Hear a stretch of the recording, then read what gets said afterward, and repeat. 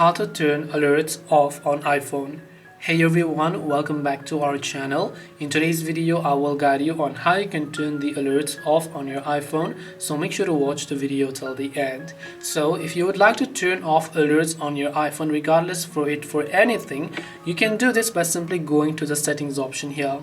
Now let's say that you're talking about alerts for the messages app, so you can just go ahead and then open up messages here, and then here you can go to notifications and then just turn off allow notifications option to turn off the alerts on your iPhone. Or you can manually go to the notifications tab. If you don't want to receive alerts for anything, you can just turn off announce notifications option here.